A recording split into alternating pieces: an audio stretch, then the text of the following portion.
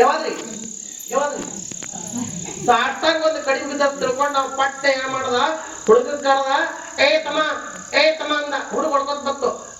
ಇದು 10 ರೂಪಾಯಿ ತಗೋರು, ಹೋಗಲ್ಲಿ ಶೆಡ್ ಜಗಡಿಗೆ ಹೋಗು, 10 ರೂಪಾಯಿ ಕೊಟ್ಟು ಸಾಷ್ಟಾಗ ತಗೊಂಡ್ ಬಾ ಅಂದ ಮಗನಿಗೆ.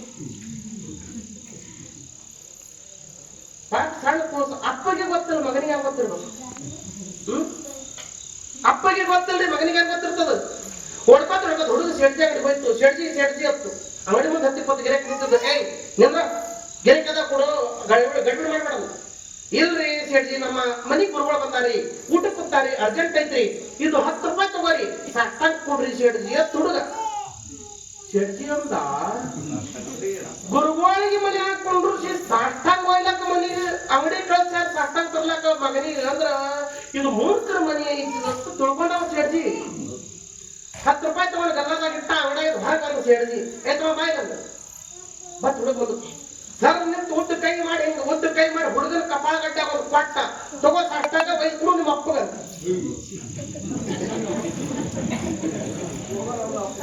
ಶೆಡ್ಜಿ ಅಂಗಡಿಯಿಂದ ಹುಡುಗ ಹೊಡ್ಕೋತ ಮನಿಗೆ ಬತ್ರಿ. ಅಪ್ಪ ಯಾಕೋ ಮಗನ ಹೊರಗೆ ಹೋಗಿ ನಾನು ಹೊರಗೆ ಬಂದ. ಅಪ್ಪ 6 ಮೊಳ, ಮಗ 3 ಮೊಳ ಕೊಡ್ಬೇಕಂದ್ರಿ ಸಾಷ್ಟಾಗ. ಮಗ ಕಟ್ಟಿ ಮೇಲೆ ಏರ್ ನಿಂತ ಸರಿಸಿ ಕೈ ಉದ್ದ ಮಾಡಿ ಶೆಡ್ಜಿ ಮಗನಿಗೆ ಕೊಟ್ಟಿದ್ದ. ಮಗ ಅಪ್ಪ ಕೊಟ್ಟ ಕಪಾಳ ಗಡ್ಡಾಗ ಯಪ್ಪ ಸಾಷ್ಟಾಗ ತಗೋ ಒಯ್ದು ಕುಡು ಗುರುಗಳಿಗೆ ಅಂತ.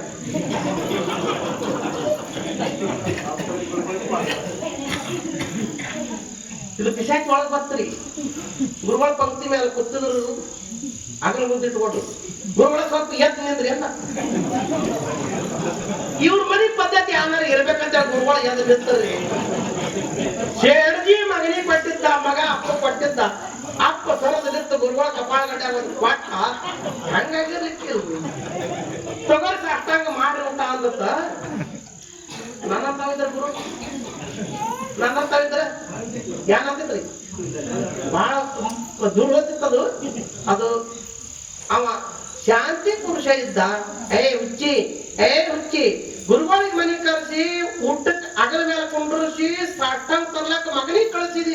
ತಾಸ್ಗಟ್ಲೆ ಇಲ್ಲೇ ಕುಣಿಸಿದಿ. ಶೆಡ್ಜಿ ಮಗನಿಗೆ ಕೊಟ್ಟ, ಮಗ ಬಂದ ಅಪ್ಪ ಕೊಟ್ಟ, ಅಪ್ಪ ಬಂದ ನೀ ಗುರುಗಳಿಗೆ ಕೊಟ್ಟು. ಇದು ಅಲ್ಲೋ ಸಾಷ್ಟಾಂಗ ಮೂರ್ಖ. ಮೂರ್ಖ. ಸಾ ಅಂದ್ರ 6 ಗುಣಗಳು, ಕಾಮ, ಕ್ರೋಧ, ಮದ, ಮಚ್ಚರ, ಮೋಹ, ರೋಗ ಅಂತಕ್ಕಂಥ ಅರಿಷಡ್ ವರ್ಗಗಳನ್ನೆಲ್ಲ ಬದಿಗಿಟ್ಟು ಅಷ್ಟಾಂಗಗಳನ್ನು ಹಣಿ ಹಿಡ್ಕೊಂಡು ಪಾದಿನ ತನಕ 8 ಅಂಗಗಳನ್ನು ನೆಲಕ್ಕೆ ಹಚ್ಚಿ ಗುರುಗಳ ಪಾದಿಗೆ ಒಟ್ಟಕ್ಕೆ ಅಡ್ಡು ಬಿಡೋದಕ್ಕೆ ಸಾಷ್ಟಾಂಗ ತರೋ ಮೂರ್ಖ.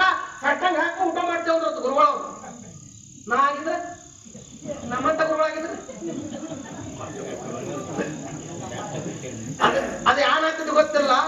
ಅದಕ್ಕ ನೀತಿ ಒಳಗ ನಿಜ್ಕೊಂಡು ಬರೀತಾರ ಶ್ರೀ ಗುರು ವಚನದಿಂದ ಅಧಿಕ ಸುದೆ ಉಂಟೆ. ಪ್ರಶ್ನೆ ಮಾಡಿಲ್ಲ. ಪ್ರಶ್ನೆ ಮಾಡೋದತ್ತ ಶಿಶುಮಕ್ಕಳೆಲ್ಲ ಕೂತ್ಕೊಂಡು ಕೇಳ್ತಿದ್ದಾರ್ರಿ. ಒಬ್ಬೊಬ್ಬರ ನಂತರ ಉತ್ತರ ಕೊಡಕತ್ತಾರತ್ತ. ನಿಜಗುಣ ವಿಚಾರ ಮಾಡಿದ್ರು. ಈಗೇ ಹಿಂಗ ಉತ್ತರ ಬರ್ಲಿಕ್ಕತ್ತಾರ. ಇದಕ್ಕ ನಾಳೆ ಕಲಿಯುಗದಾಗ ಮುಂದೆ ಕೆಟ್ಟ ಕಲಿಕಾಲ ಬರೋದೈತಿ. ಅವಾಗ ಬೀಡ್ ಪಂಡಿತರು ಹುಡ್ತಾರ. ಶನಿವಾರ ಮಧ್ಯಾಹ್ನಕ್ಕೆ ಹೋಗಿ ರವಿವಾರ ಸಂಜೆಗೆ ಮನೆಗೆ ಬರ್ತಾವಲ್ಲ ಸಾಲಿಗೆ. ಯಾವ್ದ್ರಿ? ಶನಿವಾರ ಮಧ್ಯಾಹ್ನಕ್ಕೆ ಸಾಲಿಗೆ ಹೋಗಿ ರವಿವಾರ ಸಂಜೆಗೆ ಮನೆಗೆ ಬರೋ ಬೀಡ್ ಪಂಡಿತರು ಹುಡ್ತಾರ. ಅವ್ರು ಬಹಳ ಕೆಟ್ಟ ಉತ್ತರ ಕೊಡ್ತಾರೆ ಇದಕ್ಕೆ ಅಂತ ಹೇಳಿ ನಿಜಗುಣ ಸೇವೆಗಳು ವಿಚಾರ ಮಾಡತ್ತ. ಇದಕ್ಕೆ ಉತ್ತರ ನಾನೇ ಬರ್ಬೇಕಂತಂದ್ರ ಅವ್ರು ಶ್ರೀ ಗುರು ವಚನದಿಂದ ಅಧಿಕ ಸುದೆ ಉಂಟೆ ಹಿಡ್ಕೊಂಡು ರಾಗದಿಂದ ಬೇಜನ್ನು ಭಾವಬೀಜ ಮುಂಟೆ ಅಂತ ತಿಳ್ಕೊಂಡು 27 ಪ್ರಶ್ನೆಗಳದಾವು. 27 ಪ್ರಶ್ನೆಗೆಲ್ಲ ಇಲ್ಲ ಇಲ್ಲ ಇಲ್ಲ ಇಲ್ಲ ಇಲ್ಲ ಅಂತ ಉತ್ತರ ಅವರೇ ಬರೆದಿಟ್ರು ನಿಜಗೊಂಡ್ರು. ನಿಮ್ಗೇನು ಯಾವ್ದ್ರ ಬಗ್ಗೆ ಹೇಳ್ಬೇಕಾಗಿಲ್ಲ. ಯಾಕಂದ್ರೆ ನೀವು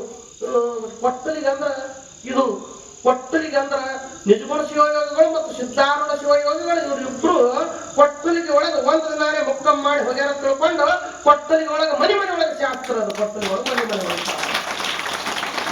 ಶಾಸ್ತ್ರ ಬಗ್ಗೆ ನಿಮ್ಗೆ ಹೇಳಬೇಕಾಗಿಲ್ಲ. ಆದ್ರೂ ಕೂಡ ನಮ್ಮ ದೇವಿ ಪುರಾಣ ಅಂದ್ರೆ ಶಾಸ್ತ್ರ, ಶಾಸ್ತ್ರ ಅಂದ್ರೆ ದೇವಿ ಪುರಾಣ. ದೇವಿ ಪುರಾಣ ದೇಹದ ಪುರಾಣ, ಬಹಳ ಪವಿತ್ರವಾಗಿರ್ತಕ್ಕಂಥದ್ದು. ಯಾಕೆ ಹೇಳ್ಬೇಕು ಅಂತ ಕೇಳಿದ್ರೆ ಗುರುವಿನ ಮಾತಿನೊಳಗೆ ಅಮೃತ ಐತೆ ಅಂತ. ಅದಕ್ಕಾಗಿನೇ ಗುರುಗಳ ಸನ್ನಿಧಾನಕ್ಕೆ ಹೋಗುದು. ಸಂತರೆಲ್ಲದಾರ, ಶರಣರೆಲ್ಲದಾರ, ಮಹಾತ್ಮರೆಲ್ಲದಾರ, ಬಲ್ಲಂತ ಜ್ಞಾನಿಗಳೆಲ್ಲದಾರ. ಅಲ್ಲಿ ಹೋಗಿ ಏನ್ ಹೇಳ್ಯಾರ ಅವರು? ಬಲ್ಲಂತ ಜ್ಞಾನಿಗಳು ಬಲ್ಲಷ್ಟು ಹೇಳಿದಾರ, ಅಲ್ಲಂತ ಅನ್ನಬಾರದು. ಏನ್ರಿ? ಎಲೆಮನವೇ ಅಂತ ಎಷ್ಟು ಸುಂದರವಾಗಿರ್ತಕ್ಕಂಥ ತತ್ವವನ್ನು ಉಪದೇಶ ಮಾಡ್ಯಾರ್ರಿ. ಎಷ್ಟು ಪವಿತ್ರವಾಗಿರ್ತಕ್ಕಂಥ ಮಾಡ್ಯಾರ ನೋಡ್ರಿ ಮಹಾತ್ಮರು. ಹೌದು, ನಾವ್ ಎಲ್ಲಿದ್ದೇವ್ರಿ? ನಾವೆಲ್ಲಿದ್ದೇವ್ರಿ? ಸಾಷ್ಟಾಂಗ ಸಲುವಾಗಿ ಇದು ಬತ್ರಿ. ಶಿವನ ಸನ್ನಿಧಾನದೊಳಗ ನಂದೀಶ ಬಂದ ಪರಮಾತ್ಮನ ಪಾದಿಗೆ ಸಾಷ್ಟಾಂಗ ಹಾಕಿ ಗಚ್ಚಿ ಕಾಲಿಗಳು ಕೊತ್ತ. ಪರಮಾತ್ಮ ತಲೆ ಮೇಲೆ ಕೈ ಇಟ್ಟು ನಂದೀಶಾಗ, ನಂದೀಶ ನಂದೀಶ ನಂದೀಶ ನಿನ್ನ ಶರಣಗಳು ಸಾಕಪ್ಪ, ಹೇಳು ಹೇಳು ಏನ್ ಬೇಕು ಹೇಳು ಯಪ್ಪ, ಇನ್ನೇನು ಬೇಕು ತಂದೆ? ನಿನ್ನ ಹೆಗಲ ಮೇಲೆ ಹೊತ್ಕೊಂಡು 3 ಲೋಕೆಲ್ಲ ತಿರುಗಾಡಿನಿ, ನನಗೇನು ಬೇಕಾಗಿಲ್ಲ. ಆನಂದ ಆನಂದದ ಮುಂದೆ ಹೋಗಿ ಪರಮಾನಂದ ಹಿಂಗದಾವು. ಮತ್ತೆ ಎದ್ರೊಳಗೂ ಆನಂದ ಇಲ್ಲಪ್ಪ.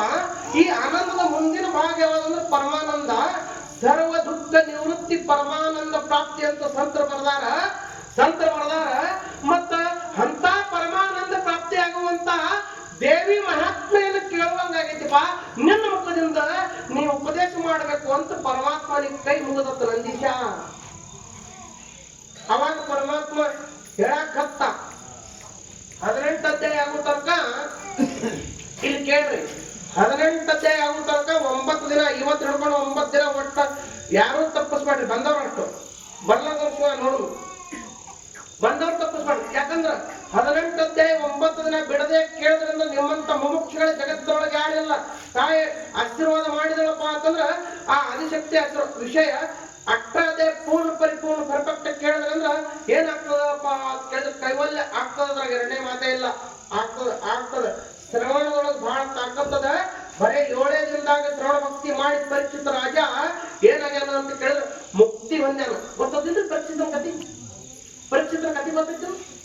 ಇನ್ನ 9 ದಿನದಾಗ ಯಾವಾಗ ಪ್ರಸಾದ ಬರ್ತಾವ ನೋಡೋದು. ಇವತ್ತು ಬೇಡ, ಯಾಕಂದ್ರೆ ವಿಷಯ ಬಹಳ ಅದ. ಪರಮಾತ್ಮ ನಂದೀಶ ಹೇಳಕತ್ತ, ನಂದೀಶ ಕೇಳಕತ್ತ. ಸರ್ವಗಣಗಳೆಲ್ಲ ಶಿವನ ವಡ್ಡಾನದೊಳಗ ಏನು ಹಸಿವೆ ಕೃಷಗಳನ್ನೆಲ್ಲ ಬದಿಗಿಟ್ಟು ಏನ್ ಮಾಡಿದಾರ ಅಂತ ಕೇಳಿದ್ರೆ ದೇವಿ ಮಾತನ್ನ ಕೇಳಕತ್ತಲ್ರಿ. ಅಂದ್ರ ಚಿತ್ತ ಚಂಚಲ ಆಗಬಾರ್ದು, ಮನಸ್ಸು ಬೇರೆ ಕಡೆಗೆ ಹೋಗ್ಬಾರ್ದು.